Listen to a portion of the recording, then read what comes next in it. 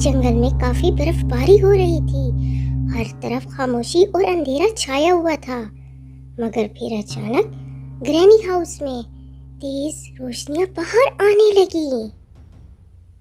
She went to church. Oh, DD, oh, what it is? Oh, DD, what it is?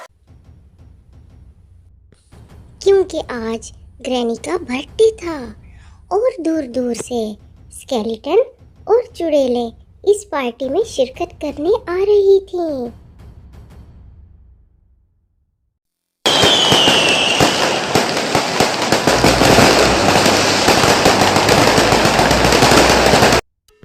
मगर गोरी कवि इस बात से बेखबर थी।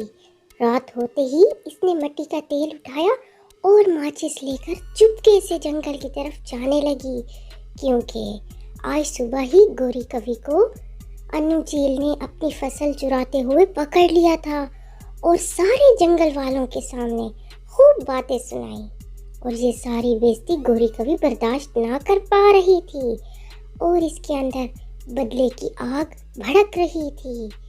और वो इसलिए इस टाइम अन्नू चील का खेत जलाने जा रही थी ताकि वो अपना बदला ले सके।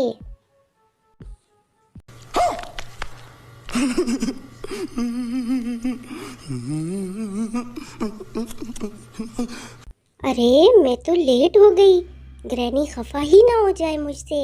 नीली चुड़ैल जल्दी जल्दी ग्रैनी हाउस की तरफ जाने लगी कि अचानक इसकी नज़र गोरी कवि पर पड़ी, जो अन्नू चील के खेत में सारे तेल का छिड़काव कर रही थी।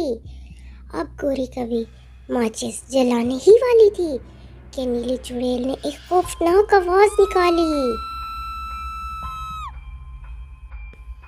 और ये आवाज सुनकर गोरी कवि थर-थर कांपने लगी। She went to church. Oh, DD, oh, what it is? Oh, DD, what it is? अरे ओ लालची कवि, क्या कर रही हो इस टाइम यहाँ? मुझे सच सच बताओ, क्योंकि मैं सब कुछ देख चुकी हूँ। अरे मैं तो बस अन्नू चील की फसल को आग लगा रही थी, क्योंकि अन्नू चील ने आज सुबह मुझे सारे जंगल के सामने बहुत बेइज्जत किया। मैं तो बस थोड़ी सी ही फसल चुरा रही थी। अरे चोरी से तो मुझे सख्त नफरत है, और अब तो आप किसी की पूरे साल की मेहनत को आग लगाने जा रही थी। अब तो मैं आपको कभी नहीं छोड़ूंगी। गोरी कवि माफिया ही मांगती रह गई, मगर नीली चुड़ैल ने इसकी एक ना सुनी और अपनी जादुई शक्तियों से इसको अपने साथ ग्रैनी हाउस ले गई और ग्रैनी को बर्थडे के गिफ्ट के तौर पर पेश कर दिया। अब गोरी कवि दिन रात ग्रैनी की खिदमत करती और दिल ही दिल में खूब पछता रही थी कि काश वो ऐसा गलत काम कभी ना करती। देखा बच्चों, इसको कहते हैं जैसा करोगे वैसा भरोगे। खत्म। Bye bye, tata, goodbye, गया।